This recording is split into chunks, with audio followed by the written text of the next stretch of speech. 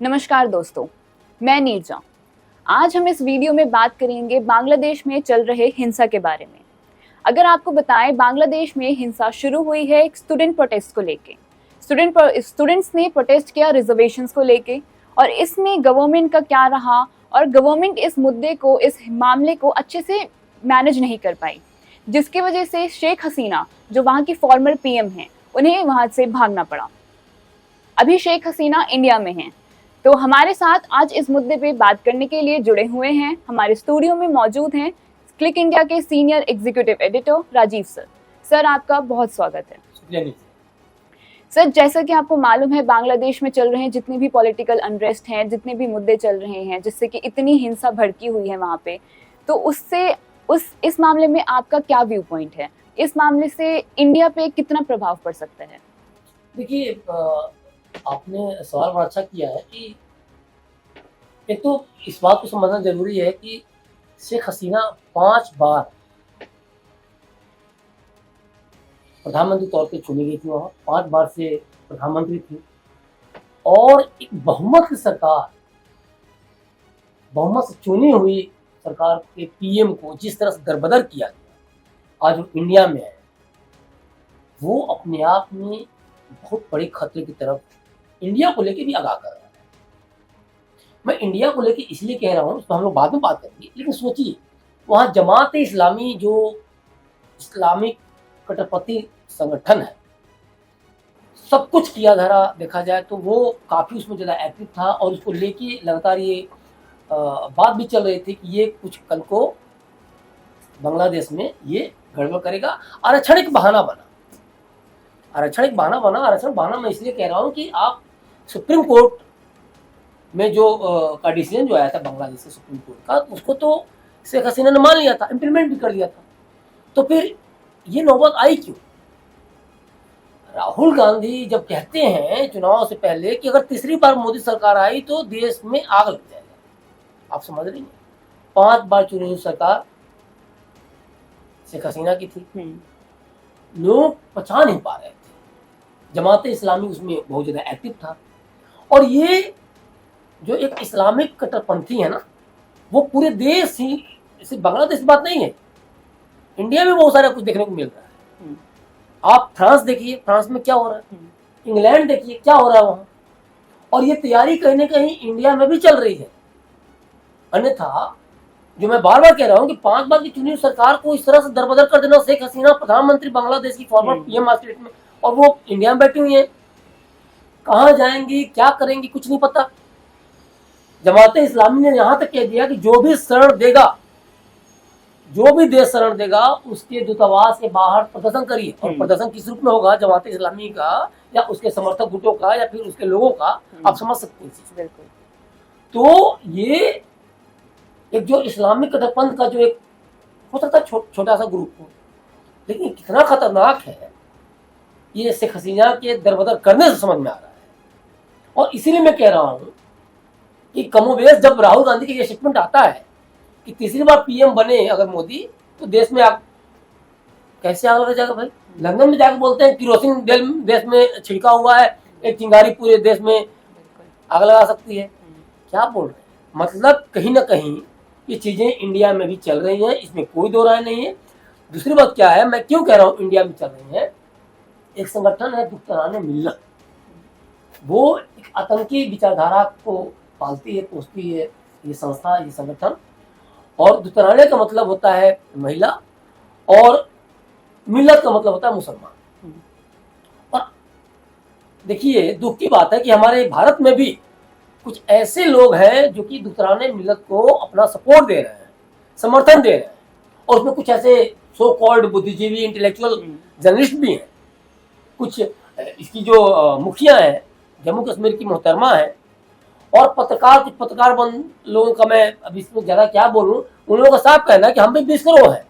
और जो उनका स्टेटमेंट आ रहा है ट्विटर वगैरह पे, जिस तरह से चीजें लिखी जा रही है, उसमें साफ साफ एक तरह से देखा जाए तो भारत को धमकी है कि हम भी बांग्लादेश जैसे टेम्पलेट खड़ी कर सकते हैं।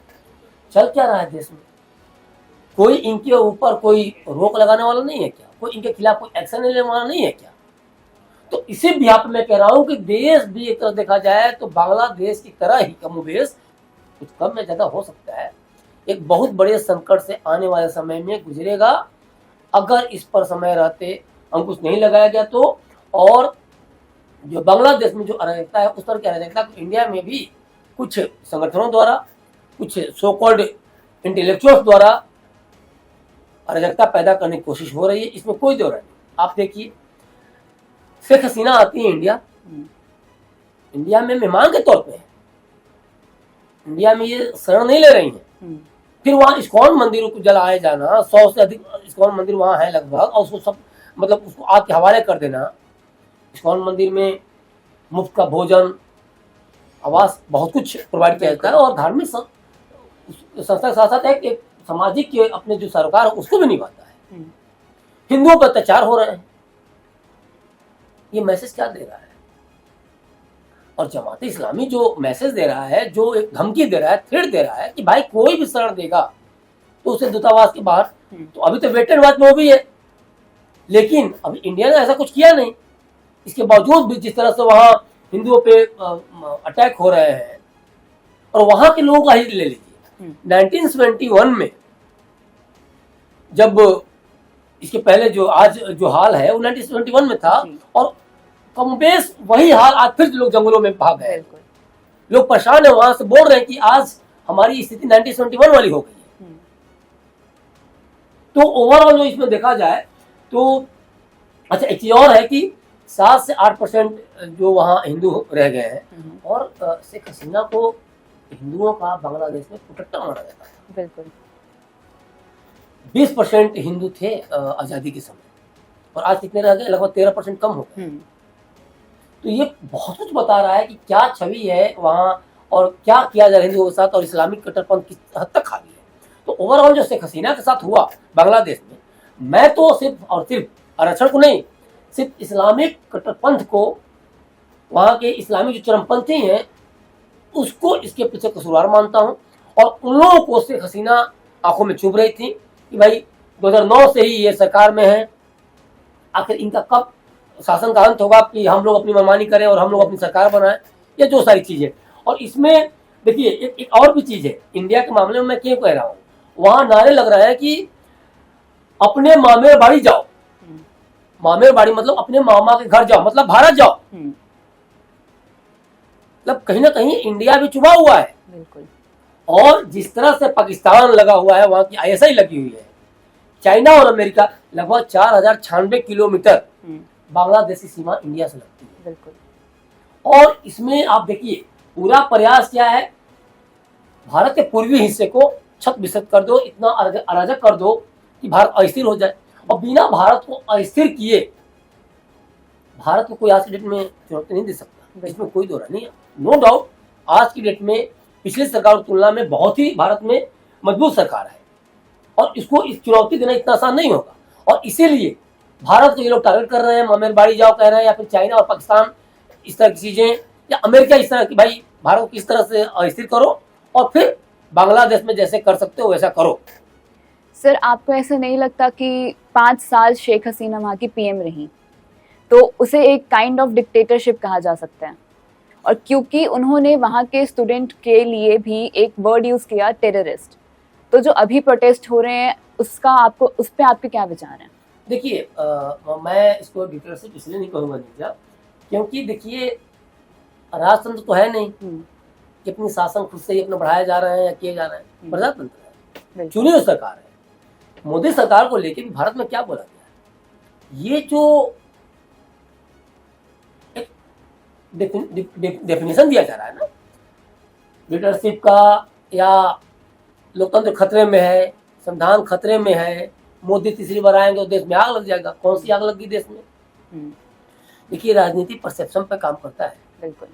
और जिस तरह से भाजपा ने राम मंदिर को लेके एक परसेप्शन गढ़ा, और फिर लोगों को ये लगा कि राम मंदिर मुझे मिल जाएगा, और भाजपा इस 35 साल के संघर्ष के बाद बहुमत में आई भी।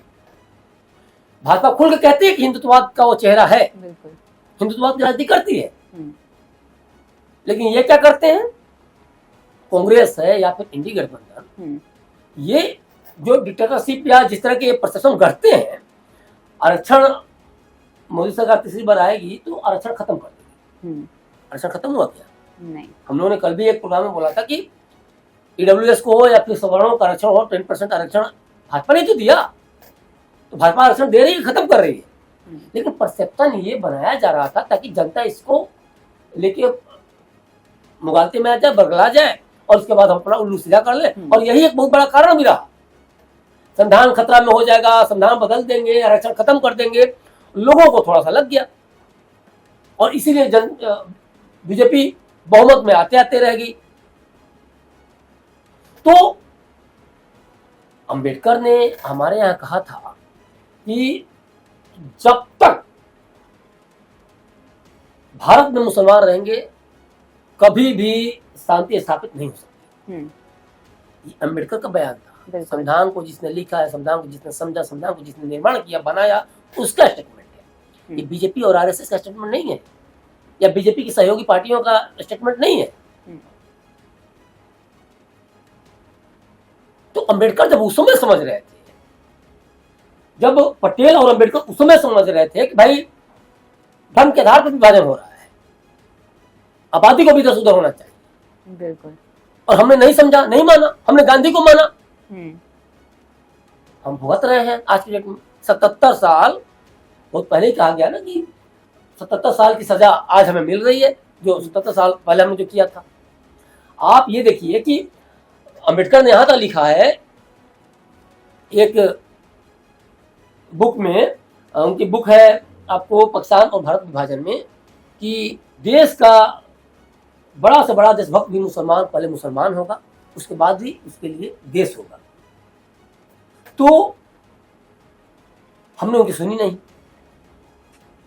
हमने अंबेडकर की नहीं सुनी, हमने पटेल की नहीं सुनी।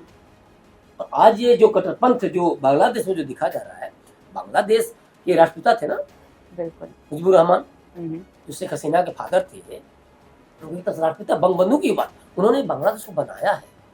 और उनको तो जो उनके साथ जो किया गया था, अब चलिए इतने सालों बाद, दशकों बाद शेख हसीना के साथ जो किया गया, ये कितना आप सोच रही हैं। उनके फादर ने बांग्लादेश निर्माण किया और मुस्लिम कट्टरपंथ या कट्टरपंथी वहाँ का जो जमीयत इस्लामी है, इस तरह के लोग हैं, उनके शहर पे क्या किया गया, चुनी हुई सरकार को खदेड़ दिया गया। तो हम डिक्टेटरशिप तब कहेंगे ना जब वो अपनी मनमानी कर। और रही बात सरकार में बहुत सारे स्टेटमेंट कभी कभी जैसे आ जाते हैं जो कि मकसद कुछ और होता है सॉरी, लेकिन स्टेटमेंट कभी कभी ऐसे निकल जाते हैं, फिर सारा बहुत तरह की चीज़ें होती हैं। पर फाइनली तो उन्होंने वही किया जो सुप्रीम कोर्ट ने कहा। सुप्रीम कोर्ट आदेश को उन्होंने इम्प्लीमेंट तो किया, तो डिक्टेटरशिप है कहाँ। और जो सबसे बड़ी बात है, जैसे कि हमारे इंडिया में देखिए, धर्मनिरपेक्षता को लेके अक्सर सवाल उठता है, उसको लेकर संविधान जोड़ा जाता है, आरक्षण जोड़ा जाता है। धर्मनिरपेक्षता का मतलब इंडिया में क्या है? इसका मतलब है कि हिंदू विरोध, मतलब कि जो अयोध्या की जो घटना देखी है अभी, जो मोहित खान जो सपा नेता है, उस पर दुष्कर्म का जो आरोप है, उस नरपिशाच के बारे में आप क्या सोच सकते हैं? उसको लेके कैसे खड़ी है सपा? कांग्रेस, प्रियंका क्या कहते हैं, लड़की में लड़ सकती हूँ, लड़ने आई आप, बोला आपने, हाथरस में तो गई आप, अयोध्या में क्यों नहीं गई? राहुल गांधी तो कुछ नहीं बोल रहे। अखिलेश यादव को डीएनए टेस्ट चाहिए, अपने समय में क्यों नहीं आप लोगों ने डीएनए टेस्ट की बात की? तो मतलब कि हिंदुओं के समर्थन में जो खड़े हैं वो मुस्लिम विरोधी हैं, और जो मुस्लिमों के समर्थन में खड़े हैं वो हिंदू विरोधी नहीं है। क्या कहा जाए इसको? ये कैसा सेकुलरिज्म है? बिल्कुल। तो ये सारी जो चीजें हैं भाई, आप ये देखिए कि 12 साल की अबोध बच्ची, आप उसको धमकी जाके दे आते हैं अस्पताल में। 30 घंटे तक परिवार अयोध्या की सड़कों पर घूमता रहा, कोई कार्रवाई नहीं। आज बुलडोजर चलाया जा रहा है तो आप हिंदू मुसलमान दिख रहे हैं, आपको तो दिखना चाहिए रेपिस्ट के घर पे बुलडोजर चल रहा है ना, आप उसमें हिंदू मुसलमान कर रहे हैं। बिल्कुल। आप उस बच्ची के परिवार से पूछिए, उस बच्ची से पूछिए क्या गुजरी उन लोगों। लेकिन हमारे यहाँ यही है कि रेपिस्ट ही हो, अगर वो मुस्लिम है और किसी ने बोल दिया तो फिर वो मुस्लिम विरोधी हो गया। काशी होकर तो गोली किसने चलाया था? मुलायम सिंह ने चलाया था ना। लेकिन किसी ने आज तक सुना आपने कि कभी किसी ने बोला हो कि मुलायम हिंदू विरोधी हूँ, तो या फिर मुस्लिम विरोधी, आप गोली चला रहे हैं और बेकसूरों पे आप चला रहे हैं, लेकिन आपके जो इर्द गिर्द है, कांग्रेस है या जो भी पार्टियां हैं, सहयोगी पार्टियां गठबंधन हासिल में है, वो ढक दे रही हैं। योगी कहते हैं कि मैं हिंदू हूं, मैं ईद नहीं मनाता, तो ये मुसलमान विरोधी हो गए। लेकिन लोग क्या कर रहे हैं, शेर तो यही किया जा रहा है, बुलडोजर चलवा के, और अगर जनता के बीच में कानून का राज कायम करना चाह रहे हैं, इकबाल कायम करना चाह रहे हैं, तो उसको मुस्लिम विरोधी कह दिया जा रहा है। और देखिए, मैं बार बार इस चीज को कह रहा हूँ कि शेख हसीना को हटाना एक तरह से भारत को चौतरफा अस्थिर करने के तौर पे है। श्रीलंका में देखिए, वहाँ का पीएम इस्तीफा देकर भाग जाता है। पाकिस्तान का हालत अब देख ही रही है, और चाइना के साथ इंडिया का क्या चल रहा है आप देख रहे हैं। अमेरिका को तख्ता पलट करने में माहिर है। तो ये चारों तरफ से देखा जाए तो, और नफरत की इम्तहान देखिए।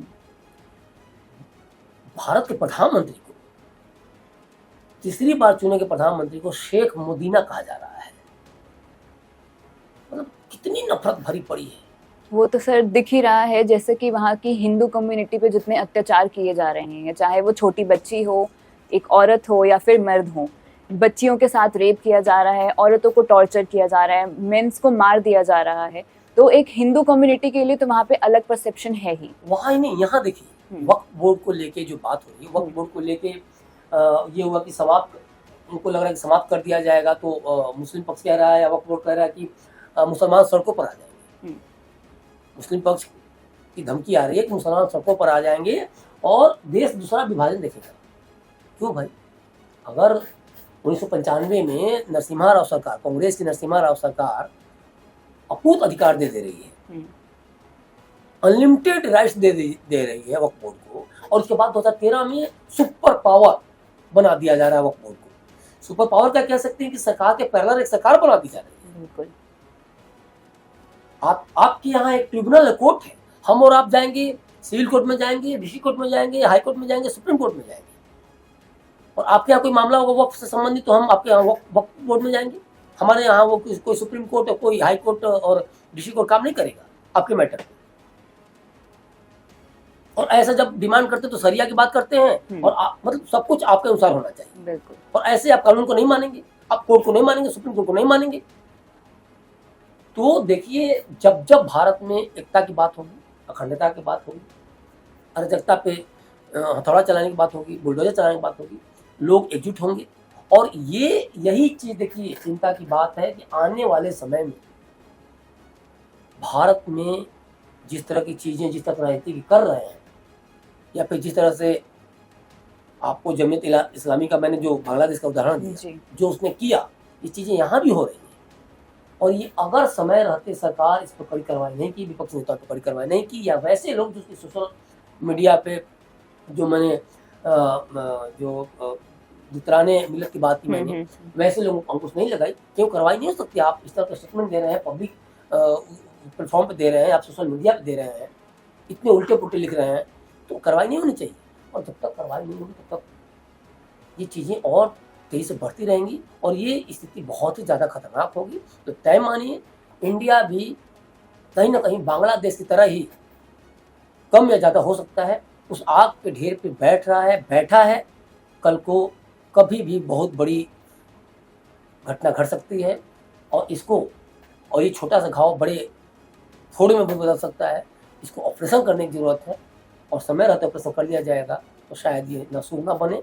अन्यथा तय मानिए कि जिस तरह से अभी स्टेटमेंट आ रहा है महाराष्ट्र से या और नेताओं का, कि डिक्टेटरशिप वाले की भाई मोदी जी को लेके भाई विपक्षी नेताओं को जेल में ठूस दे, क्यों ठूस दीजिए? आप भ्रष्टाचार करें, जेल में नहीं जाएंगे। बिल्कुल। और आप जिस तरह से यहाँ क्या हुआ, मैं वही कह रहा हूँ कि बांग्लादेश में आरक्षण के बहाने सरकार को अपना हटा दिया, सरकार को भगा दिया। देश की पीएम, बांग्लादेश की पीएम दर भटक रही है।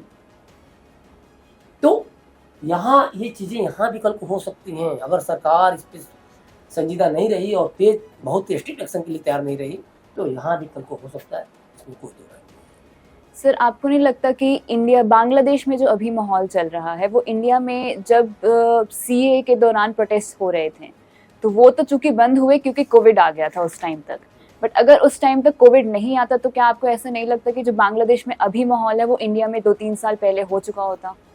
निर्जा, मैं बार बार कह रहा हूँ, सीए या फिर वो दिल्ली दंगा हो, हर समय ये कोशिश की गई, हर समय सुलझाने की कोशिश की गई। सरकारों को यही समझ जाने की जरूरत है।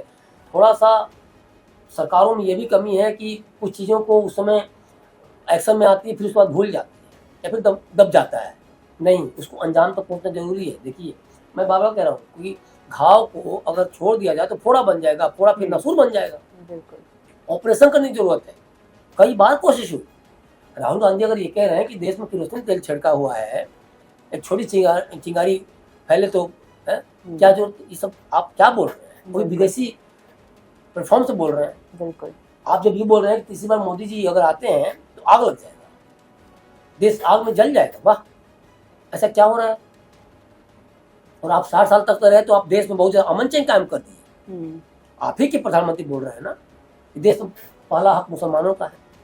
आप जहाँ स्टेट में है, आप रिजर्वेशन की बात कर रहे हैं, आप किस तरह से SC ST में और OBC वगैरह में मुसलमानों को आरक्षण की देने की कोशिश कर रहे हैं। आपको नहीं पता है कि संविधान में मुसलमानों या हिंदू या किसी भी धर्म के आधार पर आरक्षण की बात नहीं कही गई है? संविधान खतरा किससे है? कौन बदलना चाह रहा है संविधान? क्यों? कौन देश के अमन चैन को बर्बाद कर रहा है? नया यात्रा पर निकलने से होगा। आपसे किसने न्याय मांगी? आप अपनी पार्टी में न्याय तो कर नहीं पा रहे हैं। प्रियंका वाड्रा को नहीं जाना चाहिए था? 12 साल की बच्ची, आप समझ रहे क्या एज होती है? बिल्कुल। राहुल गांधी को कड़ी से कड़ी कार्रवाई की बात नहीं करनी चाहिए थी। लोग DNA टेस्ट की बात मांग रहे हैं। बिल्कुल। नेताओं की बेटियां नहीं है, नेताओं के बच्चे नहीं है, लेकिन आम पब्लिक जो वोट दे रहा है, अगर उसके बच्चों के साथ गलत हो रहा है तो इनको DNA टेस्ट दुनिया की बात हो रही है। प्रियंका गांधी जाना चाहिए ना? बिल्कुल। तो ये शुरू से ही देखिए, इनको पार्टी से मतलब, अब चूंकि इंडी गठबंधन में अखिलेश यादव की भी पार्टी है तो क्यों बोले जाए? और सपा उनका नेता है, सपा का उनका नेता है जिसपे आरोप है।